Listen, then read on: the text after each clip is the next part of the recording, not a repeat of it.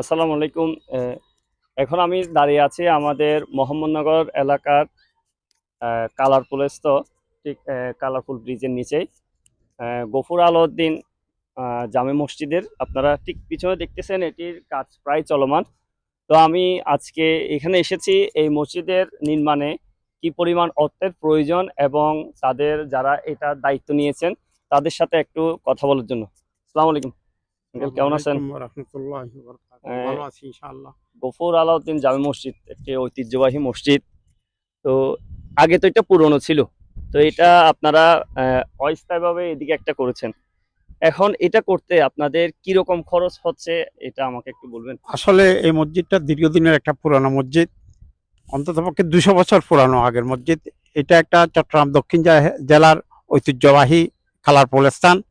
এদিক দিয়ে অনেক লোক যাতায়াত করতো পাকিস্তান আমল থেকে শুরু করে। তাই এটা একটা ঐতিহ্যের স্মৃতি হিসাবে আমরা ধরে রেখেছি। এই মসজিদটা আমরা অনেকবার নদীগর্ভে বিলীন ছিল, বারবার পুনর্নির্মাণ করা হয়েছে।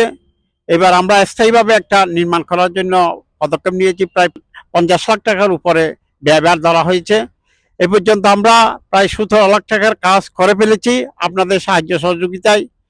বাকি কাজও ইনশাআল্লাহ আপনাদের সাহায্য সহযোগিতা পেলে আমরা কাজটা এগিয়ে নিয়ে যেতে পারবো। তাই দেশ এবং প্রবাসের প্রত্যেক ভাইদের কাছে আমার আকুল আবেদন থাকবে, আল্লাহর ঘর মসজিদের জন্য আপনারা সাহায্যের হাত বাড়িয়ে দেবেন। এই প্রত্যাশা রেখে আমি আমার বক্তব্য শেষ করলাম। আসসালামু আলাইকুম ওয়া রাহমাতুল্লাহি আমি ওয়া এখন বারাকাতুহু। আমাদের প্রবীণ মুরব্বী কাছে যাব। আসসালামু আলাইকুম। ওয়ালাইকুম আসসালাম। এটি তো আমাদের মিয়া হাজি দৌলতেরই একটি আহ, নামেই নামকরণ একই নাম পড়ে একটা মসজিদ অলরেডি মোহাম্মদনগর মিয়া হাজি দৌলত জামে স্থায়ী একটা মসজিদ মসজিদ আছে। আছে, এটার নাম গফুর আলাউদ্দিন মিয়া হাজি দৌলত দৌলতিয়া জামে জামে মসজিদ। মসজিদ। তো এই মসজিদের যে এখন অস্থায়ীভাবে আপনারা এখানে নামাজ পড়ছেন, এখানে নামাজ পড়ার সময় অসুবিধা হচ্ছে? অবশ্যই অসুবিধা হচ্ছে, আচ্ছা আচ্ছা। কারণ এখানে অনেক লোকের সমাগম হয়, জি মানুষ ঠিকমতো জায়গা পায় না। জি এখন তো তারপর খুব নিচে টিনের ঘর, জি এই গরমের দিনে নামাজ পড়তে মানুষের খুব কষ্ট হচ্ছে, মোটামুটি খুব কষ্ট হচ্ছে। তারপরেও কষ্টের মধ্যে মানুষ কি করবে চলার পথে। এবং এখানে যারা কাজকর্ম করে তারা অবশ্যই সবাইকে তো নামাজ আদায় করতে হয়, নামাজ করতেছে। তো এইটা আল্লাহর আপনাদের কোনো মানে আবেদন আছে কিনা আমাদের আপনার গ্রামবাসী, গ্রামবাসী বা এবং প্রবাসী যারা আছে? গ্রামবাসী, দেশি বিদেশি প্রবাসী বিভিন্ন জায়গায় যারা কর্মরত আছে, অবস্থান করতেছে, বিভিন্নভাবে অবস্থান করতেছে, বিভিন্ন জন বিভিন্ন জায়গায় মোটামুটি ভালো অবস্থানের মধ্যেও আছে আমাদের দেশের ছেলেরা, দেশের লোকেরা। জি তো আশা করি তারা যদি সবাই সহযোগিতার হাত বাড়িয়ে দেয়, জি আমরা যে কাজের জন্য উদ্যোগ নিয়েছি, যে কাজ আরম্ভ করেছি, এটা বড় ব্যাপক এবং বহুত ব্যয়বহুল। হচ্ছে আমার ছোট ভাই, আপনি বা তুমি যা হোক, জি জি ও যে আয়োজনটা করলা, জি এটার জন্য আমি প্রথমে তোমাকে শুভেচ্ছা এবং স্বাগতম জানাচ্ছি। এই তোমার মাধ্যমে যে ভিডিওটা এলাকা এবং প্রবাসী যে যেখানে যাক না, বাংলাদেশ থেকে পৃথিবীর যে কোনো প্রান্তে যাক না কেন, আল্লাহর ঘর মসজিদের জন্য যদি কেউ সাহায্য সহযোগিতা হাত বাড়ায়, এটা আমরা কৃতজ্ঞ বাড়ার জন্য।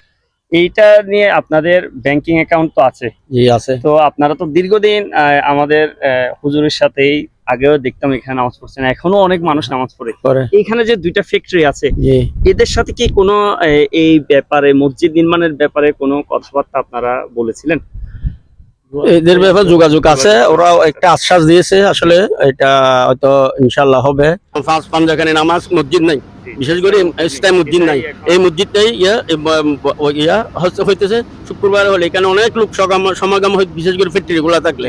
তো আল্লাহ রহমতে যদি আল্লাহর অসৎ রহমত ভাই বেড়াদের যদি কেউ প্রবাসী দেশবাসী সাহায্য করে, মসজিদটা আমরা যত দ্রুত নির্মাণ করতে পারবো তত আমি মনে করছি বর্ষার আগে বা আমাদের মঙ্গল। এবং আমাদের এখন নামাজ পড়তে অনেক কষ্ট হয়ে যাচ্ছে, এখানে কোনো এরকম সুযোগ সুবিধা নেই। ঠিক তো আছে, আমি আমার বন্ধুর কাছে যাচ্ছি। দীর্ঘদিন তো ছোটবেলা থেকে অনেক প্রবীণদের সাথে নামাজ পড়া হচ্ছে।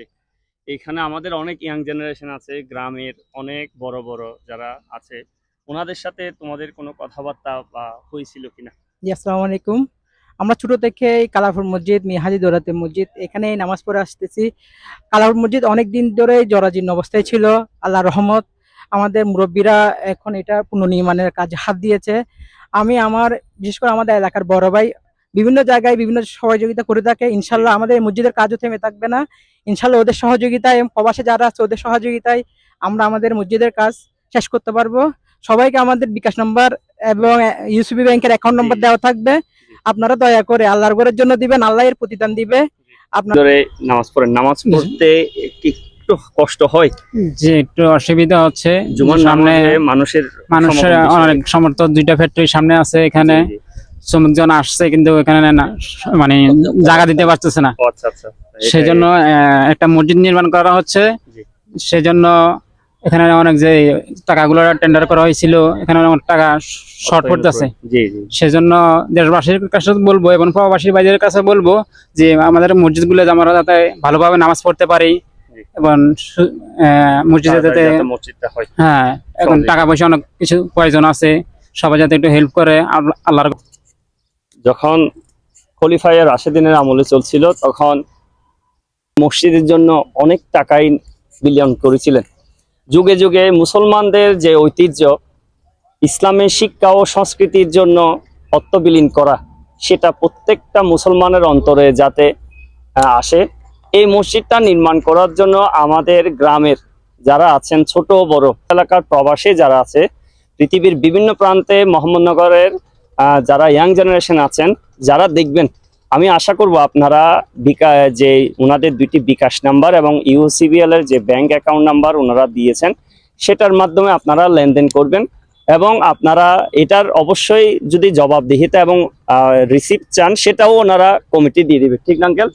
জি, এই ব্যাপারে ওনারা নিশ্চয়তা দিচ্ছে। আমাদের এই গ্রামের একটি মসজিদ হবে, সেটা অবশ্যই আপনারা শরিকদার হবেন। আমি এই বলে আপনাদেরকে আবারও অনুরোধ করছি, আমাদের এই গফুর আলাউদ্দিন জামে মসজিদের জন্য আপনারা মুক্ত হস্তে দান করুন। এবং সবাই আল্লাহর রাস্তায় একটা টাকা দিলে হয়তো পরবর্তী জীবনে আপনারা অবশ্যই এটার ফলাফল পাবেন। সবাই ভালো থাকুন, সুস্থ থাকুন। আসসালামু আলাইকুম।